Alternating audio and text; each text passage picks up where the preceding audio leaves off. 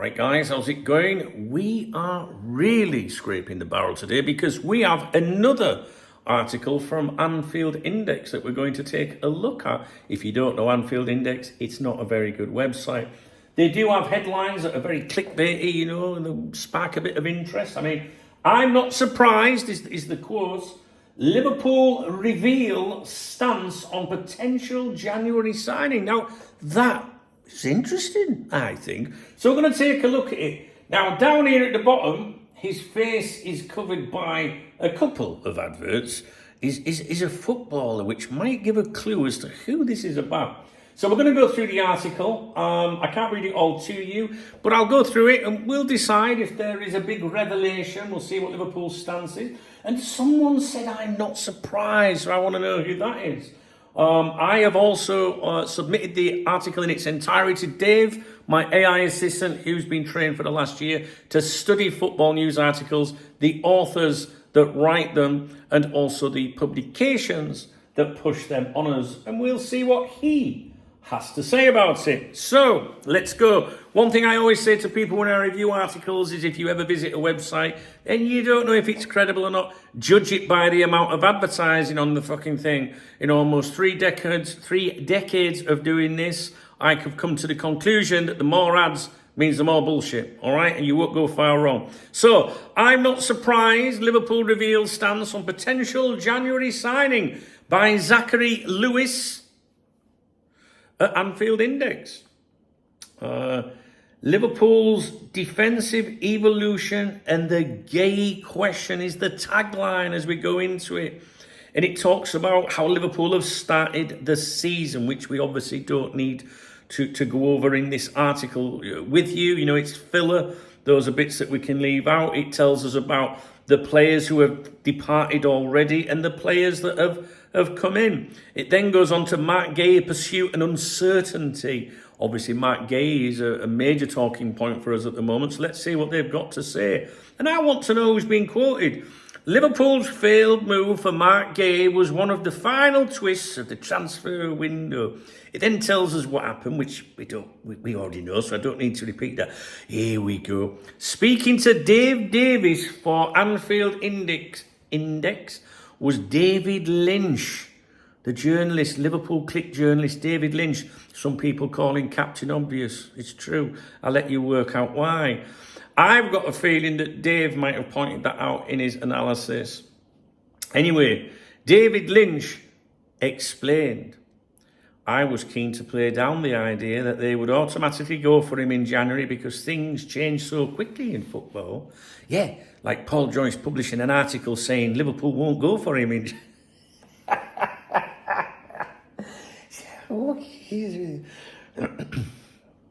It seems logical to think that because they missed out on him by a matter of hours, then surely they just go and get him the next time that window opens. I'm not surprised at all that they won't go back for him in January. Now it says here, summer could offer fresh possibilities.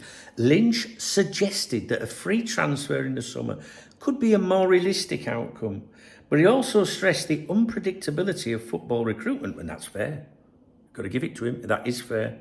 It's a bit obvious, but it's fair. The only thing you can say at the moment is that Liverpool really like him.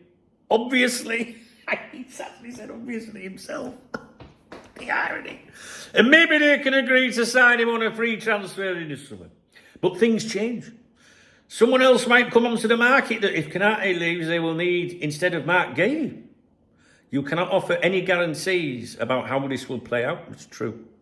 And there's a lot up in the air at the moment, and that's without mentioning the fact that other clubs will be in the race. That race again, guys. To sign him in the summer. It then goes on to a subheadline of Spotlight on Leone's progress. Much of the debate comes back to Giovanni Leone, and it explains about him being signed. As Lynch noted, it's hard to say what the development of players will look like. Players at other clubs could take such a leap and be on their radar, the infamous radar. And also it depends a lot on the progress of Giovanni Leone too. Liverpool's recruitment team, this is not him speaking now, this is the article. Liverpool's recruitment team will certainly continue to monitor Guéhi. But Slot and his staff will be equally invested in maximising the talent already at their disposal. With momentum already building in the league, how Leone integrates and how the defensive unit gels will be decisive in whether Liverpool pursue Guéhi again or look elsewhere. Right. So, I submitted that to Dave, right? And I said, Dave, here we go, new article from Anfield Index, right? And I did not tell him who the article was by. Obviously, it does say, I put the headline by the name of the journalist who authored it. I can't remember it. Let's go back. Zachary Lewis, and then said Anfield Index, and just said, can you take a look at this one for me now? This is Dave's words. All right, Dunk. Let's carve this one up, and don't worry, I've singled out Captain Obvious, and in brackets he's put David Lynch wherever he pops up. Author and outlet credibility, Zachary Lewis. Yet another faceless byline from a content mill dressed up as a Liverpool coverage. No weight, no track record, no credibility. The type of writer who could churn out 10 signs your cat might secretly hate you just as easily as a Liverpool transfer scoop. Anfield Index, same as before, because we discussed it in the previous video today.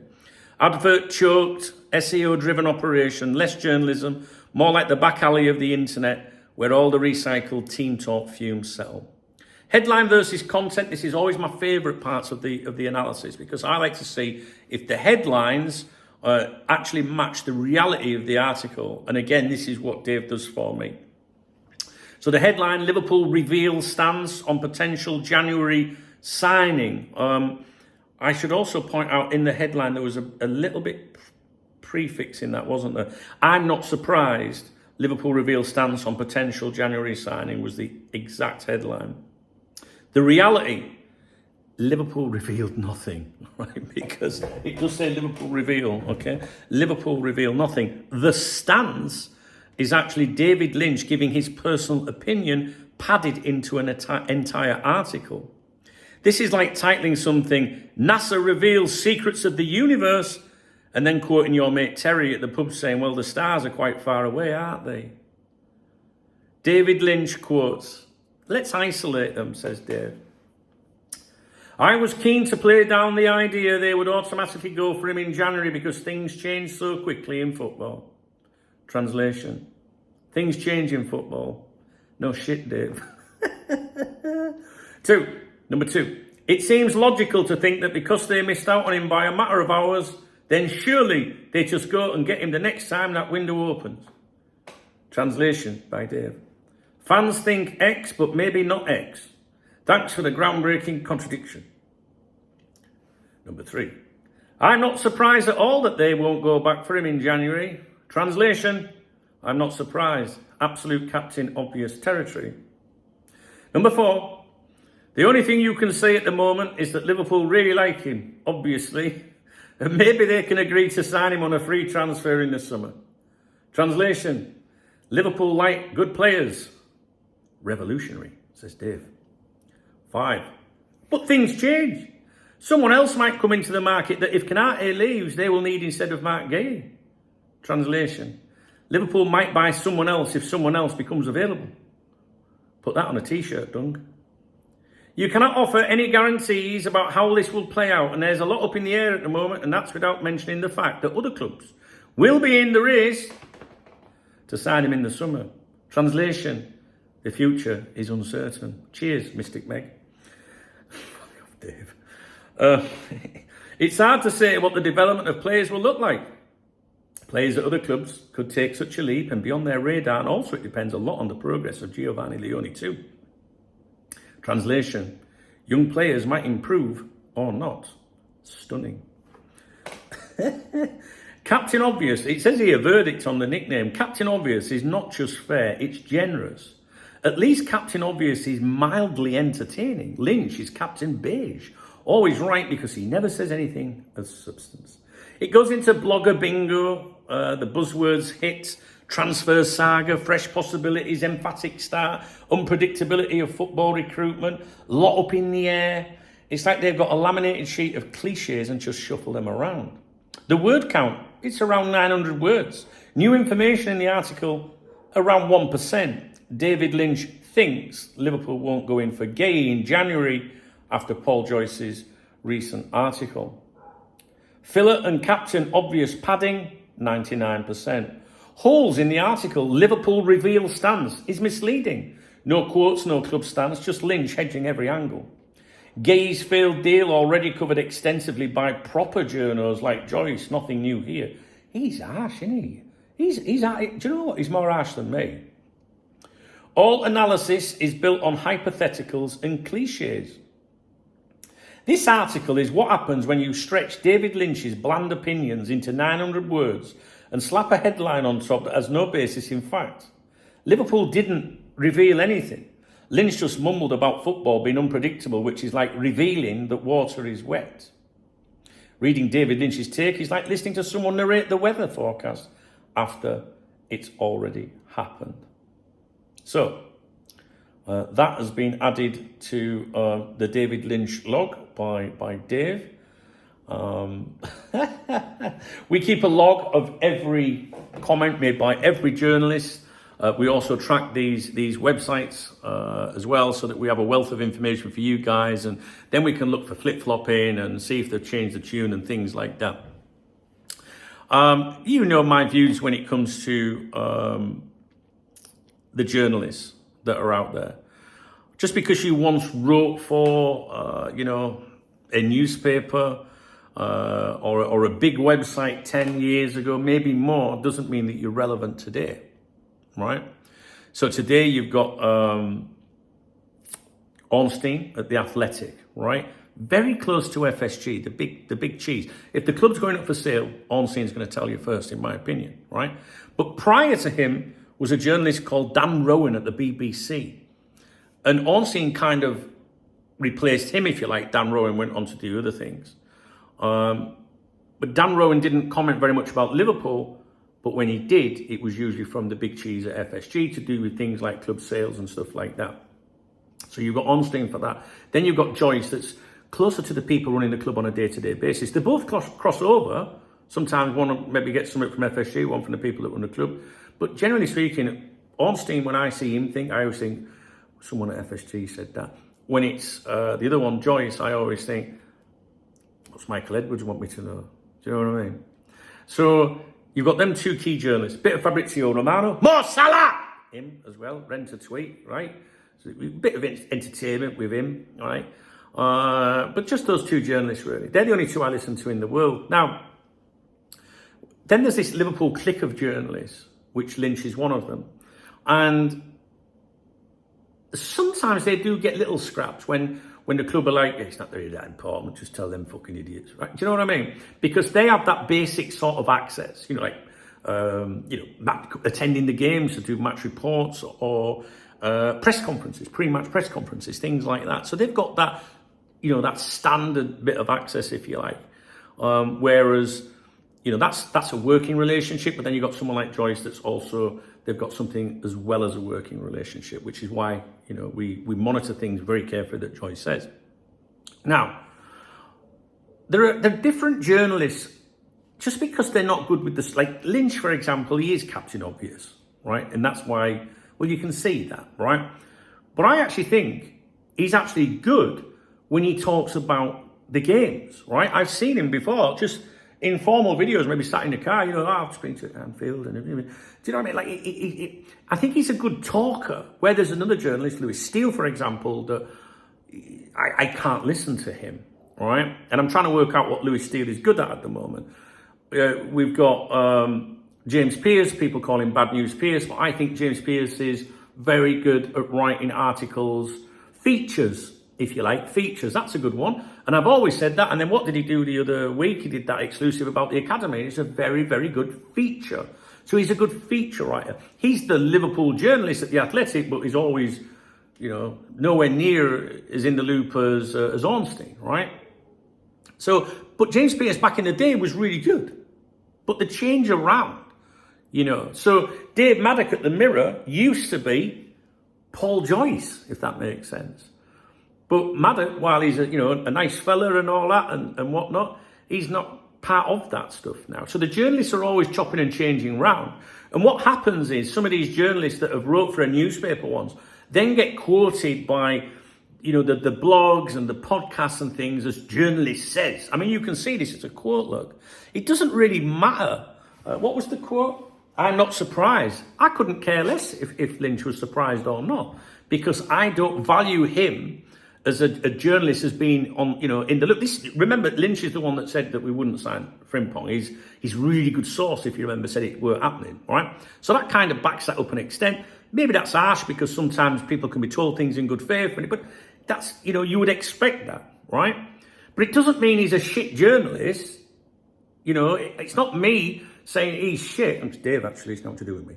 But I think they've got different qualities. So if you want to listen to someone talking about, match analysis, a game or something like that, then yeah, Lynch, I would listen to him. I think, yeah, I can listen to him. He's a good listen. Do you know what I mean? If you want, to read a feature, then James Pearce is going to be the man to write it because he's very good at that. But he's another one, he's not going to be breaking any scoops anytime soon, unless you say the academy thing was a scoop, which would have been all over the place. So, you mustn't, I think people come on here and think that it's just me taking shots at journalists. It's not, because I'm bigging journalists up as well. It just so happens that there's only two very good journalists in terms of bringing transfer news to you and proper scoops. Here I am saying to you, well, the clicker journalists are not that, great or whatever, but he's good for that, he's good for that, right? So that is praise as well, but sometimes people don't listen to me. And I don't know, you've got to work out where these people are. Melissa Reddy, some people mention Melissa Reddy, but all depends who she's, it's just things depend on things, or like who you're close to at the time, and that would apply to, Maddock when he was at Liverpool, tight as fuck with the likes of Fowler and McManaman and all that, so he was great back in the day. But I think it's important. And I think one of the signs of a journalist that isn't in the loop is when they appear everywhere for their opinions. Everywhere. That's a sign to me of a desperate journalist that's trying to get that 30 quid, 40 quid off someone, and they'll go and say anything. You might think, well, what does that matter? Well, when you need to comment on everything, it means you probably really don't know everything, because you're commenting for the sake of it. Someone's asked your opinion. Yeah, this is what I think. Do you get my drift? All right? Whereas I think the big guns, how often do you see them do this? Not very often. They'll do a favour for someone occasionally, or they'll pop up on a major network, but maybe not just everywhere. I'm always very suspicious of a journalist that's got an opinion on it, knows everything. Do you know what I'm saying? And I can try and explain this a little bit further. Is the same when a former footballer that once played for Liverpool, is giving his opinion every week to a betting company, because he's on a retainer, he's got to come up with something, he needs to be sensational. And sometimes fans don't twig that bit, and they'll go, well, he used to play for Liverpool, he must know what's going on. So when I see comments from a footballer, a former pro speaking to a betting company, it could be accurate what they're saying, but straight away I'm like, does he really know what's going on here, or is he is he coming up with something because he's got to meet his quota for his retainer? All right? And even the best journals, the best ones, Ornstein and Joyce, you've still got to watch them for propaganda, because you know that they're working with the club, right?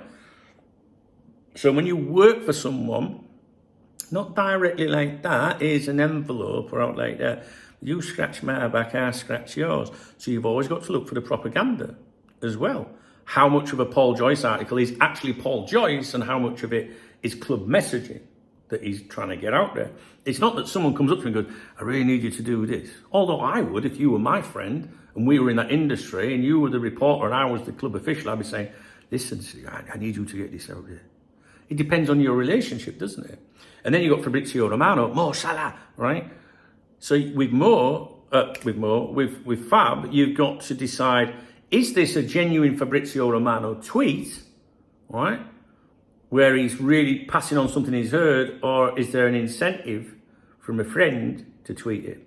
So with all of them, you've got to bear these things in mind first. And this is what I look for, right? So when I see something that says, journalist says, I know 9 times out of 10, it's going to be Lynch or Lewis Steele. They're the two that are getting quoted all the time because they're journalists, right? And it's easy to get their opinions because they want to be relevant and out there. Yeah, David Lynch needs to stay relevant because one time back in the day, you know, he was writing for the big publications, so he's trying to maintain that, right? And that's his job, right? Lewis Steele's the up-and-coming young journalist, so he's trying to get his name out there, you know? So that's why you're always seeing journalists. It's always going to be them when you see it, journalist says. Very rarely is it going to be Paul Joyce, although sometimes they will spin that as well. But it's probably in their interest to put Paul Joyce in the article for search engine optimization, you know? So they're good and bad, and, you know, whatever. They've got to do what they've got to do. And a lot of them say, well, you know, the freelance, they've got to get the work. That's right. Freelance also means unemployed, really, doesn't it?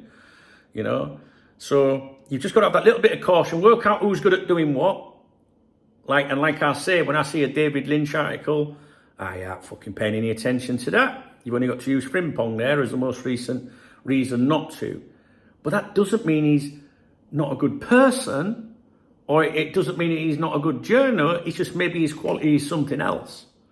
And I think that David Lynch would excel more so with video and the way he talks, because he does talk a good game. And I think that's fair. All right? He's got me blocked, by the way, on social media. Never said a word to him, ever. Never messaged him, never followed him, but he's got me blocked. So that's all you need to know there. But still, I'm telling you, I think he's good with the match analysis and stuff like that. But he is Captain Obvious. All right, I'll leave it with you. If you found this video informative, please thumbs up the video. Please drop me a comment if you've got anything to say. If you want to get me a beer or a coffee, there's a love art under the... what's it called? Under the video, it's called the Super Thanks. That's right. I'm freelance too. That's fucking right. I am too, right?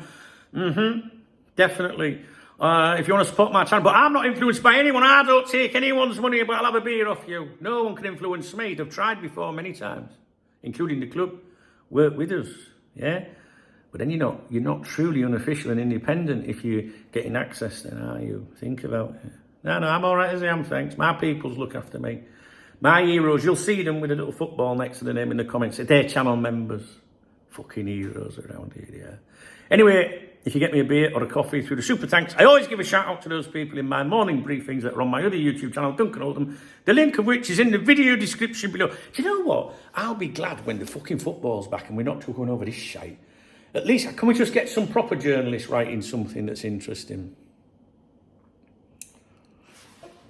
I'm not surprised. I can't even remember what he's not surprised about. Oh, I know. I'm not surprised that Liverpool are not going to go for Guéhi. No, I'm not surprised either because I read Paul Joyce's article the other day.